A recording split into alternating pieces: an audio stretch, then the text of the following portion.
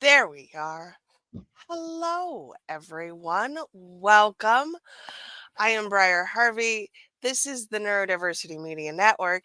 And today we are joined by the fabulous Nicole Barham, who is going to talk to us about our 5 minutes to money mastery.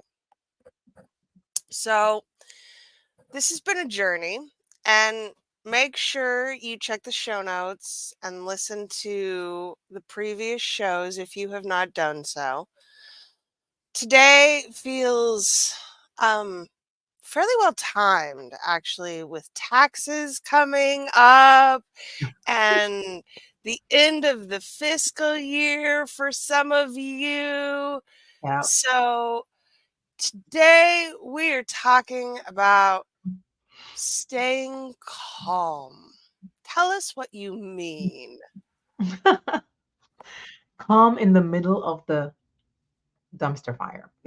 Aha. Because I know that a lot of people think that, okay, how am I going to stay calm when the finances are a quote unquote mess, right? How am I going to stay calm when my profit margins are in the toilet? My bank account, my bookkeeping is in the red.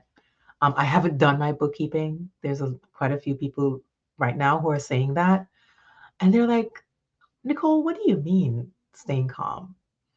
And I remember, and I'm going to tell you a quick story about when my son Brandon was 3.5 years old, and he wasn't really talking that much, and he was going to little preschool. And the teacher said to me, you should probably go get his ears checked, right?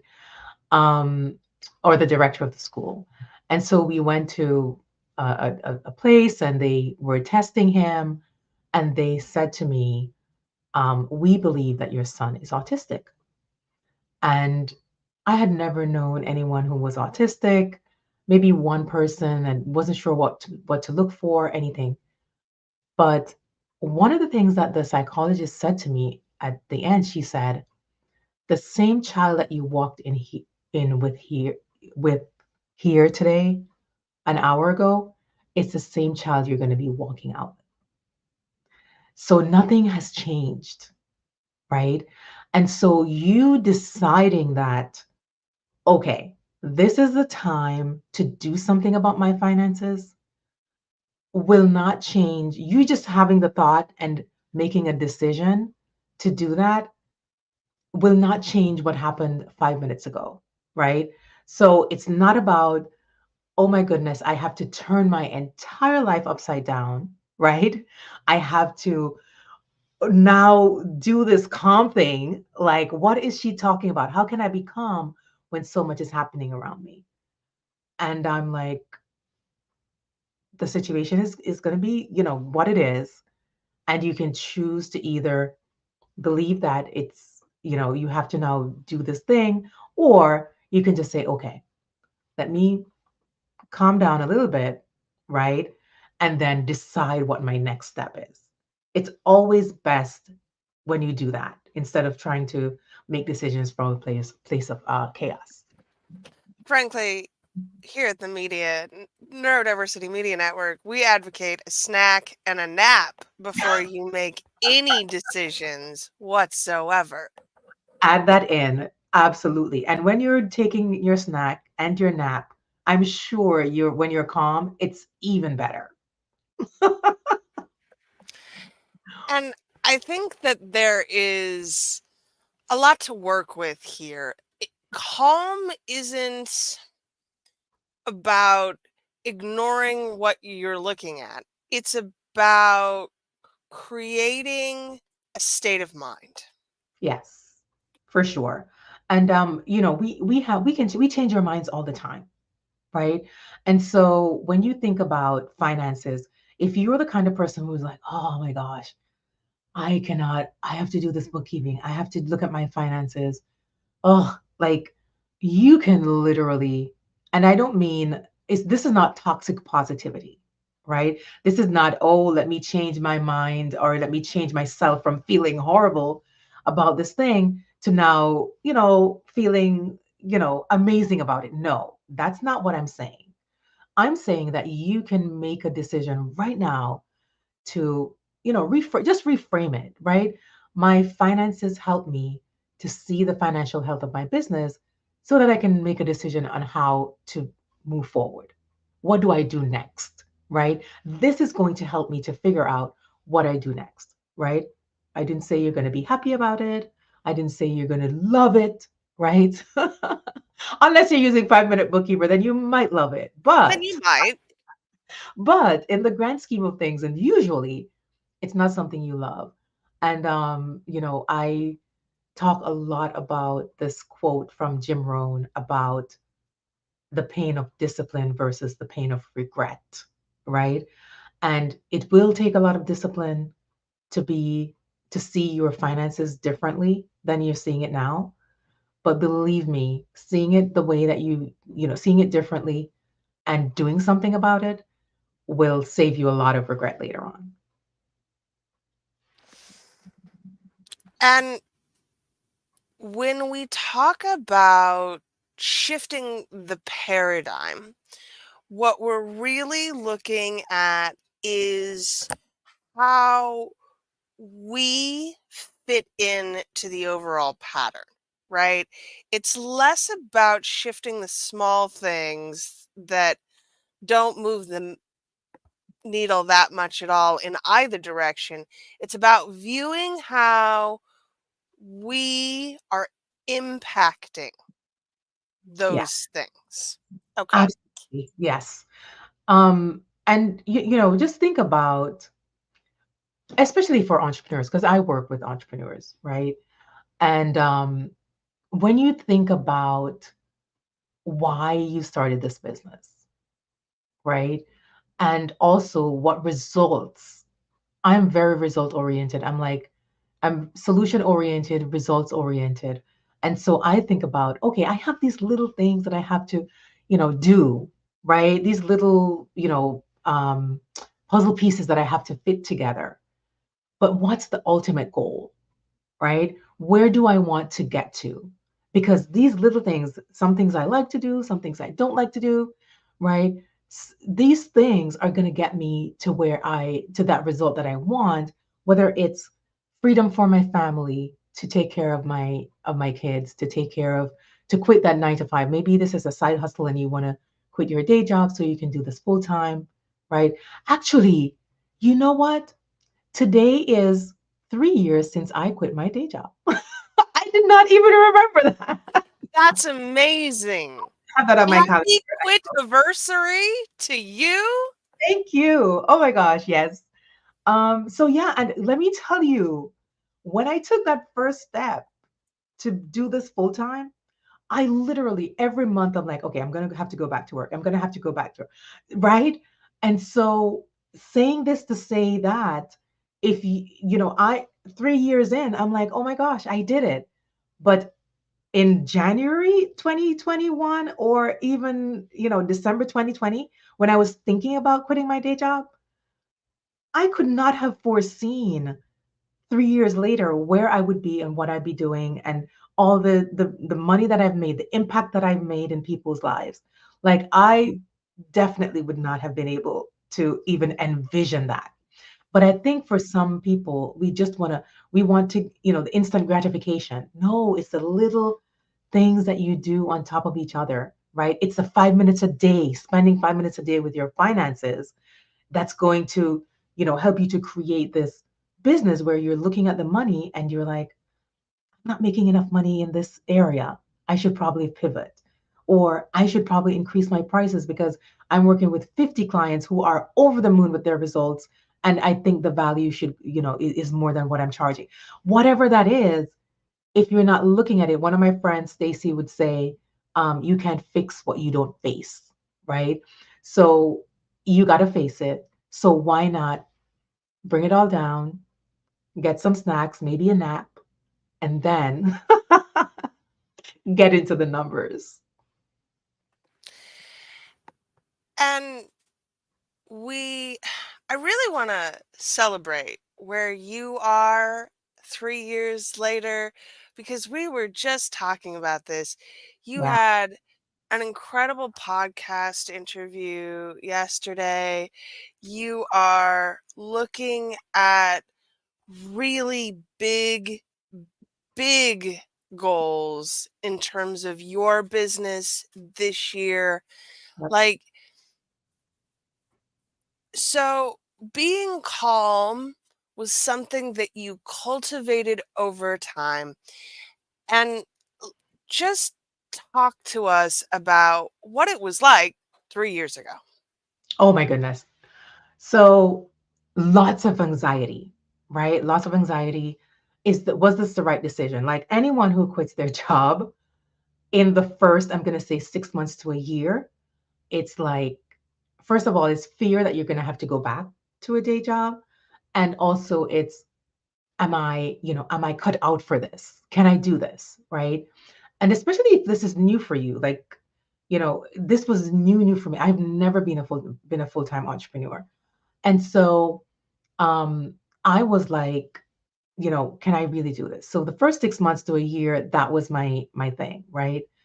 And then when it got hard, because it does get hard, entrepreneurship is not a walk in the park, right? I'm like, oh, would it have been better if I stayed or if I looked for a job? You know what I mean?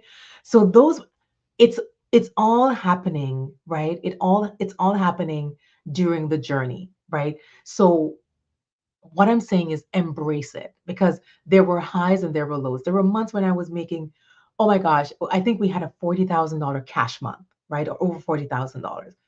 We also had a $10,000 cash month, right? And so the highs and lows, the ups and the downs, I had to really focus on the practice of centering myself because it's anxiety inducing, right? And so I really focused on practices, breathing every single day. I do some kind of breathing practice. I try to meditate. I haven't mastered that yet. I think I've done like the most I've done is like 10 minutes, right? And my mind always wanders. But there's also someone who says when you meditate, if your mind wanders, that means you're doing it right. So you just bring yourself back, right? But anyway, like anything, any little practices, please, you do not have to go meditate for an hour in order to be calm or to, calm yourself. But just any practices, because you're going to need them to bring yourself back to center, knowing that, okay, this is a part of the journey. And always remembering why you're doing this, right? I have my why right in front of me all the time. My family, my kids, my son Brandon, right? We recently started sending him to a private special needs school because I mean, and this is a little bit off on a tangent, but This is the Neurodiversity Media Network. We're here for the rabbit holes. yes, I keep forgetting. So he was going to an elementary school, public school, amazing experience, right? And so we transitioned him to middle school, into a special needs program. And they started him off, and I noticed that they did not really look at him as like teaching him to his abilities, right? And so they started to throw a lot of things at him, and I'm like, this is way over his head, right? And then sometimes I would send them a message because the communication was great between us and the teachers. And we would say to them, this is too much for him, right? You're teaching him how to tell time, 1 o'clock, 2 o'clock, 3 o'clock. But then by tomorrow, he's coming home with 1:35, 2:15. And I'm like, no, wait, we haven't done the half hours yet. And so they were not listening, right? And I'm like, he's not going to learn that way because it's not incremental. It's jumping from level 1 to level 5 all the time. And I also realized really quickly that they were teaching to the district standards, right? Not to your Mm. child, not to your child's ability, but to the district standards. And if you know anything about me, is that I'm a little impatient, right? Even though you need patience to be an entrepreneur, I'm a little impatient. And I kept saying to my husband, I'm like, I don't believe that they're listening. They're not listening to me. And then what the straw that broke the camel's back was we had an IEP meeting, and that his teacher was very aggressive and very defensive, right? When she got feedback, I had an advocate there. I had his therapy, his BCBA was there. And they were just not listening. And I had a conversation with both of them afterwards. And I'm like, is it me? Or did she come in like combative and aggressive? And so that day, I literally sent a message because we had toured a private school, right? But we were like, let's give this place a chance because it's private schools are expensive, y'all. And so, well, for us, right? And so I said to them, is it just me or is something happening here? And they're like, yeah, I didn't like her attitude and the way that she didn't take the feedback well and all of that. And I literally sent an email that day to the director of the private school, and I'm like, we want to, talk and stuff like that. Um, Fast forward a few weeks later, we switched schools. He is thriving. This is his second week in that school, and he is already thriving. He's doing amazing, right? And saying this to say that, and I know we were talking about, what's the goal? What's the why, right? I wanted to have that freedom to make a decision to say, my child is not thriving here in this environment. You're not interested in him thriving. Let me take him somewhere where he's able to thrive, right? It's going to cost a lot more because that was free and this is paid, right? But thinking about, okay, let me look at my numbers in order to figure out how much money I need to make in order to take care of XYZ, right? Whatever that goal is, whatever the thing that you want is, right? And so though that's how I think about my finances, my business, right? Is why am I doing this? Yes, I need to do these little annoying things. Some of them are really annoying, right? But I really have to do these in order to get to this next place that I want to get to. And again, that comes from making a shift at the highest level Yeah. as to who you are and where you want to go. Yes. Yes. And it has to be, and this is why mindset work is so, and I know everybody throws around this word, phrase mindset work and, do the work and work on your mindset and all of that. But it's so, I say entrepreneurship is 80% mindset, right? And Mhm. so, you have to already have if you don't already have the mindset about what you want, where you want to go, taking a look at the finances, changing your finances if that's what you need to do, right? If you already haven't decided here, there is no amount. And sometimes you can do, like, I really believe as well that the action is in the doing, the result is in the doing, right? So sometimes you're like, one of my other, Bob Proctor would say, do the thing to get the energy to do the thing, right? So if you're sitting on the couch and you're like, oh, I should definitely be taking a 15-minute walk, instead of thinking about it, just get up, put your sneakers on, go outside, and you walk for 15 minutes. And that's the motivation, right? Now, you don't have to get somebody to be like pulling you off the couch, right? So sometimes that works, right? You just be like, listen, or Mel Robbins rocket rule, I think it's called the 5 second rule or something. 5-second rule. Mhm. Yeah. So it's like 5, 4, 3, 2, 1, get up, do it, just go do it, just do it, right? Nike, just do it. And so sometimes those things are what, move the needle. But also, it's like thinking in your mind, okay, this is what I want, and these are the things that I have to do to get there. And for a lot of people, especially neurodivergent folks, this is a case of bottoms up thinking instead of top down thinking. Yeah. A lot of us don't have the ability to start with the end goal in mind and then break it down into all of the little steps required. And Yeah. that's fine. We're not saying you have to learn that. What we are saying is you have to take 5 minutes or 5 seconds or one action at Yeah. the very beginning that becomes a routine, not a habit, a routine that becomes a way of being. Yeah. Absolutely. And I feel like and I thrive really well with lists.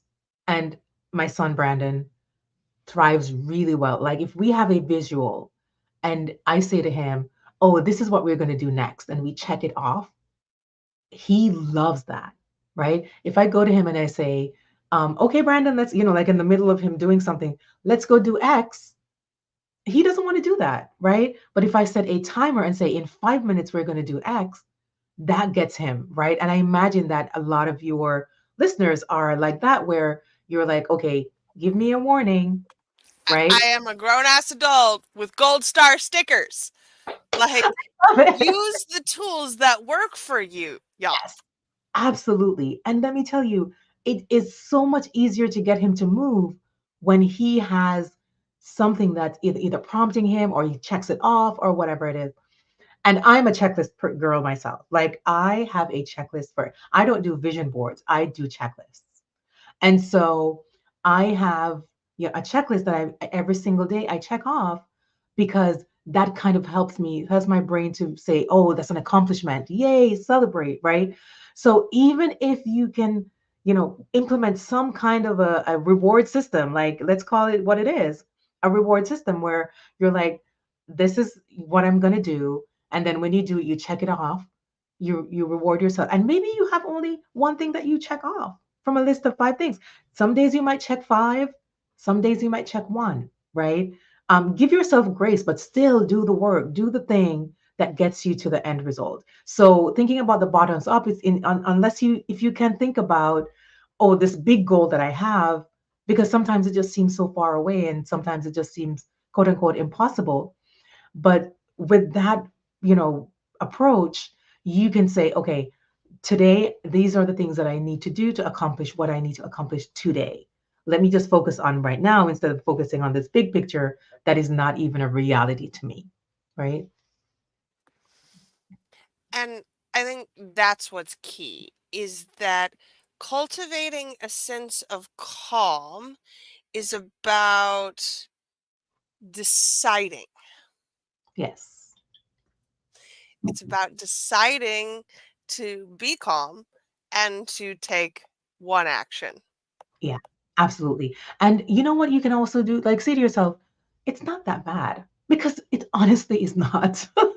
It's not. Like sometimes you ever say, "Oh, I need to do this thing," and then you do it and you're like, "That wasn't too bad." You know what I mean? So I'm just saying, and for me, the finances are not that bad. I promise you. I promise you. And I feel like a lot of the times when we think about, the fear around finances or the fear around numbers, we're thinking, what happened in the past, right? It may have been from childhood, right? It may have been from society. It may have been from someone, a professional, shaming you, because that happens, unfortunately. It could be a myriad of things that, kind of prevents you from moving forward. But what I'm saying is sometimes you have to like, start with those little things, right? What's the thing that would move the needle, right? What's the thing that would, that would help me to do this full time, to make this amount of money in my business, to be able to afford XYZ. Like, think about just the little step that I need to do today to move in that, to make forward motion, right? To move in in that direction. And then just do that, right? And then it becomes a little bit of a routine. And then after a while, you don't even think about it. You just do it. Another game I have used here, because gamification works, y'all, got from an, one of my coaches, Naomi Dunford, who talks about playing the what if game. So, Mm, what is the worst that can happen? Go all the way down that road, because if you're feeling it anyway, you may as well let your brain go there. mhm. And then once you've realized what the worst that can happen is, and it's not that bad, almost always it's not that bad, Yeah. you have the ability to go, oh, it's not that bad. Yes. Here's how I take the next step. Yeah. Absolutely. And whatever works for you, like gamification is amazing for people who are like, not quote unquote intrinsically motivated. So, just playing a game with yourself. If I do X, I'm not going to do this thing until I do X, right? So I do that sometimes where I would say, oh, I want to watch a show, right? And let me tell you, I will get into a Netflix series and watch like 25 episodes in one go, right? And so what I would do is say, okay, I'm going to watch one episode and then I'm going to do X and then I'll come back. Or I'd say I'd do this thing first and then I'll watch two episodes. Like, and listen, that's how the brain works, right? It's rewarding yourself. I reward myself all the time, even if it's a little thing, right? Still knowing that I'm looking forward to this thing, but I'm going to make sure that I take care of this first, right? So that's how I do that sometimes. And I think what's key is trying new things. Mhm. If the way that you are trying is not working, the answer isn't, I can't do this thing. Right. It's, I have to find a new way to get there. Yes, for sure. And so that's the other thing too. Like, again, what I've experienced is that someone would come to me and they said, I've got this bookkeeping tool and it's not working. It's overwhelming. I don't know how to do it. I'm not techie. I'm a creative person. I'm a coach. I don't, numbers are not my thing. Right. And I would say if you're an entrepreneur, numbers are your thing, right? You get to love the numbers, but be in relationship with your money if you want to build a financially successful business, right? And I'm like, no, numbers are your thing. It's just that you have not found something that works for you, right? And just like sometimes some people in your audience, if you're neurodiverse, people are like, oh, that person cannot learn. No, they cannot learn the way that you're teaching them. But if you change the way that you teach, sometimes they're even further ahead than some of the other kids, right? And so that's one of my things is like, you just haven't found something that works for you, right? Does not mean that you can't do it, that it doesn't work. It's just that you have to find what works for you. And I think that's so important. Y'all, I have dyscalculia. Numbers are literally Not your jam. not my job. And so I know that. I have hired an accountant Yes. to take care of making sure they're all in the right order. And numbers have become my thing because I get to focus on the numbers that matter. Yes. How many, what are my conversion numbers? What is my open rate? How Yes. many comments did we get on this show here today? Like, I get to pay attention to the numbers that I care about. Yep. And that's all about figuring out the way forward. And that's about having faith and being calm. Yeah, I think so too.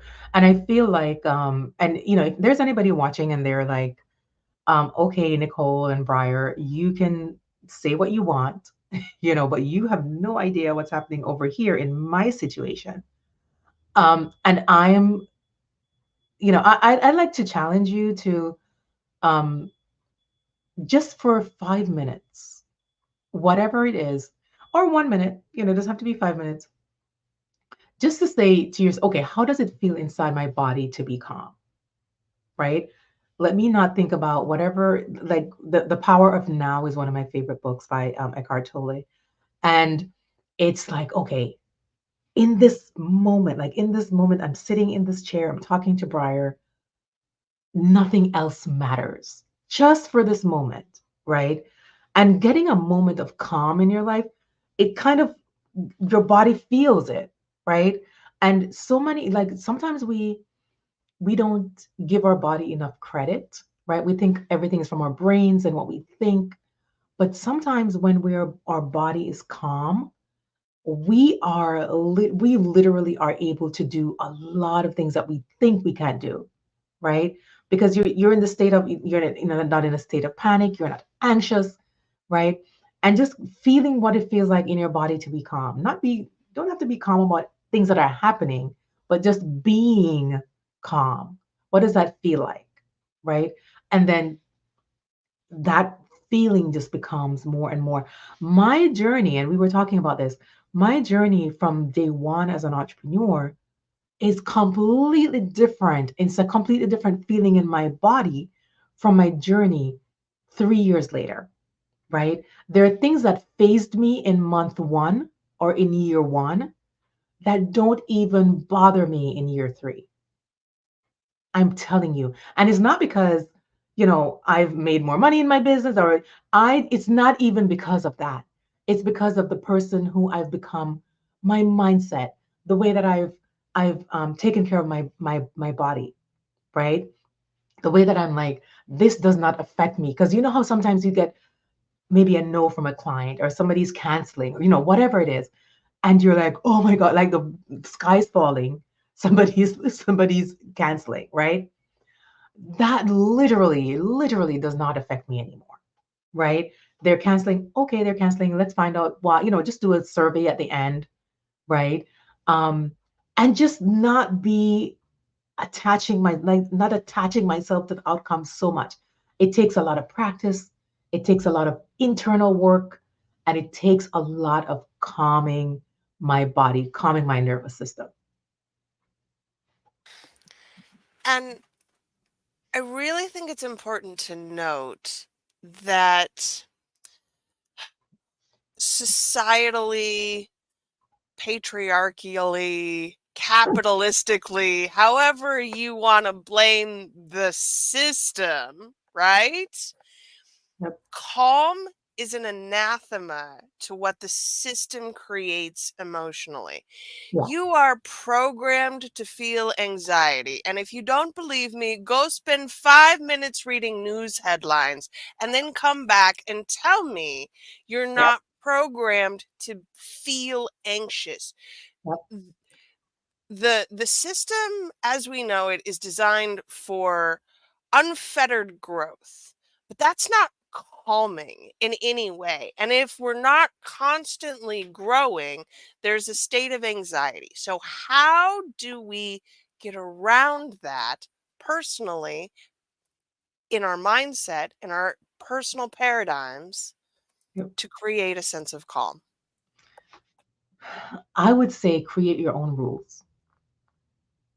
Believe Hmm. me, I know they'll be like, oh my gosh, how can I do that?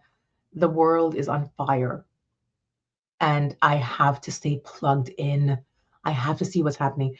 I have not been to my mom's home in a while because I was traveling and all of that. And I went there yesterday and the TV was on the news.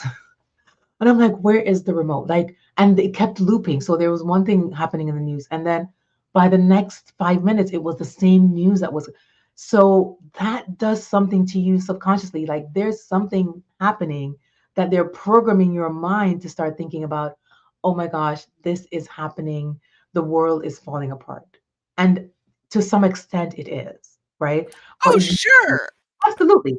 But you personally do not have to take on the entire, you know, all that's happening in the world and have to be plugged in 24/7 in order to effect change, right?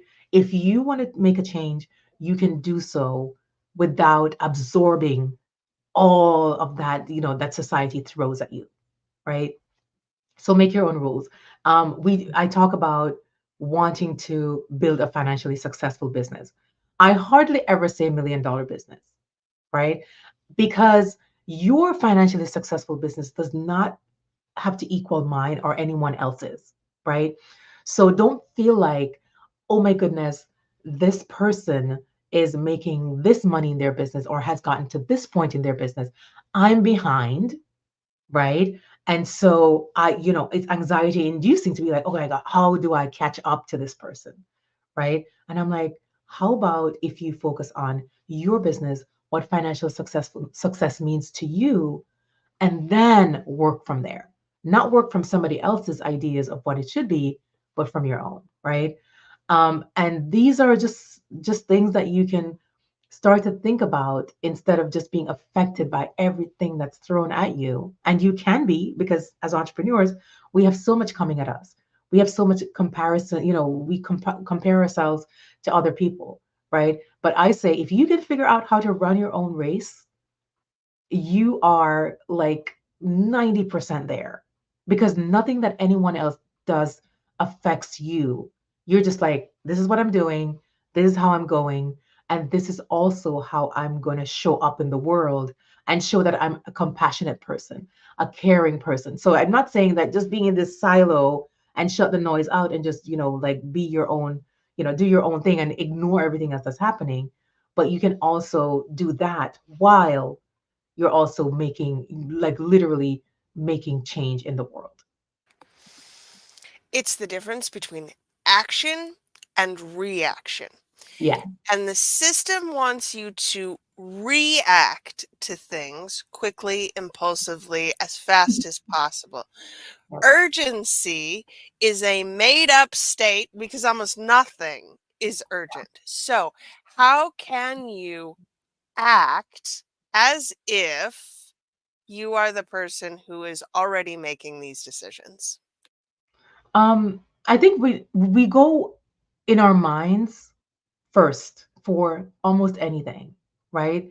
We go in our minds first, and then we're like, because there's nothing that you do that you don't think about first, right? Every single thing that you think you do, you think about first, right? So now, how can you use your mind or your brain to your advantage, right?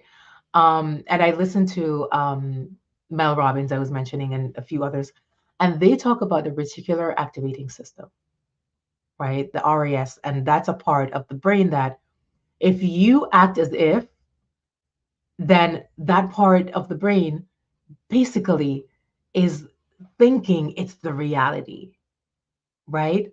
And you know how sometimes, and you can do this, right? So I was listening to her podcast one time, and she said, let's let's test it out, right? Let's test out the RAS. She says, I want you throughout your day to look for a heart, right? I'm like, oh my Lord, like, what is this? So I'm in the kitchen juicing because I've been on this journey and I juice some days. And I'm in the kitchen juicing and I am like, okay, fine, I'll look for a heart. And then my wellness coach had made me some packets of tea, and she usually puts a heart on there. And I'm like, oh my gosh, that's so easy. There's a heart. And I actually looked over and I'm like, oh, there's a heart. Not having it come to me like, oh my gosh, like a surprise. And I'm like, okay, there's a heart. And I'm like, okay, I think I believe it, but whatever. I promise you, Briar, in the next, I'm going to say 30 seconds, I'm cleaning the sink after juicing and I see a piece of paper. I have no idea where it came from. I think it came from like a label from one of the things that I was like juicing. And let me show you, because I took a picture and I literally went on to her page and I'm like, you have got to be effing kidding me, Mel. That's literally what I said in my comment, because that is how the reticular activating system works. If you can think it, it will happen. And I want to quickly find the picture because I'm like, this was mind blowing to me, just mind blowing. Oh shoot, I thought I had it like easily up here, but I don't. And so what I'm saying is, you can, a lot of times you see what you're looking for, right? So start looking for different things. Start looking for the things that you want, right? Start thinking about the things that you want, right? And again, it's not an easy thing to like switch. If you're always thinking, oh my goodness, this is not working out, that, things are happening around me that are giving me evidence that this is not working out. How can I now switch my brain to believe it's working out? Nicole, are you crazy? Right. But at the same time, I would say that take your time and look for evidence that it's not like, you can't be like, I have $20 in my account and I want to see $20,000 in my account tomorrow, right? That's not the kind of thing I'm telling you to do. I'm saying, you know, um, what's a little thing that you would like to happen? Something that is really close to happening, right? Or take what Mel says, look for a heart. Walk away from this podcast, from this show, and say, today I'm going to look for a heart. And I promise you, it's going to show up. Maybe in 30 seconds, like it did for me, or maybe in a few hours. And I want you to find that picture, and we'll include it in the show notes. Yes, So, uh, you might be familiar with the Four Agreements, Don Miguel Ruiz. yes. And most people don't talk about the Fifth Agreement, which was another book, but it's actually my favorite. It's be skeptical, but learn to listen. And I Mm, think this is really valid, especially for us intellectual autistic types, yes, because we are naturally skeptical. We're skeptical of everything. Life has shown us that it doesn't work that way, baby. yes. So we are skeptical, and there's magic out there. You have Mhm. to learn to look for it. Be Yes, skeptical of how things work. Absolutely. And learn to listen to your body, to your intuition, to the universe, to yes, God, whatever you want to call it. These things are available to you. absolutely. And I think that's the message, right? It is, what if I believe this thing, right? What if I believe that I can do my numbers, right? What if I believe that I can build a financially successful business? What if I believe I can become a financially savvy CEO, right? All of those things, all of those what ifs, you can do that right now. You can literally say that to yourself right now and then take these tiny baby steps to get there.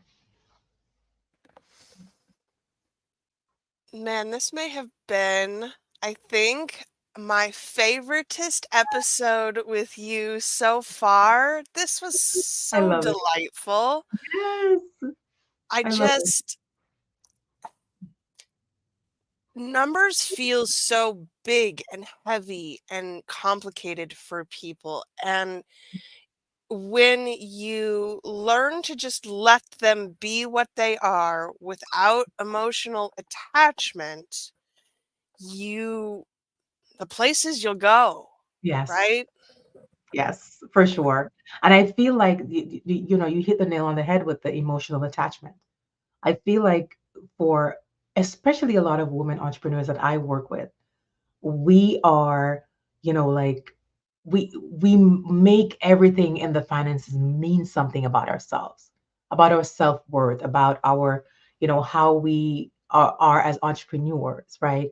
I'm a bad entrepreneur because I'm in the red this month, or whatever the messages are that, whatever the things are we tell ourselves, and then being able to detach yourself from that, I think, is also a great way to, just be objective and say, okay, this is what those are.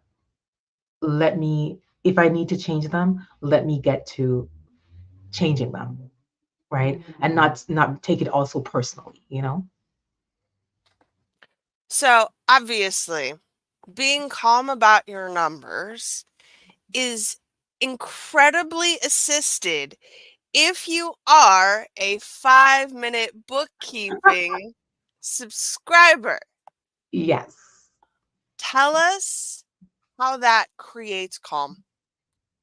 So, one of the things that a lot of entrepreneurs tell me is that it's so overwhelming and difficult, whatever I'm doing, whether it's they're doing it manually, they're creating their own spreadsheets, or they're using a tool, right? And it's either overwhelming for them or it's just not something that's easy. Like if it's created for bookkeepers and you're an entrepreneur who's a creative, you're kind of not going to be doing the reconciliation and the chart of accounts and all of that, right? And at some point that is needed. But if you're at this point where you're like, I'm DIYing it, it's not working out, it's taking me hours and hours, 5 minute bookkeeper will make your life so much easier. Let me tell you, Briar, I don't know if people email QuickBooks and say to them, oh my gosh, your product is life changing. I am 100% sure that nobody emails QuickBooks and says your product is life-changing.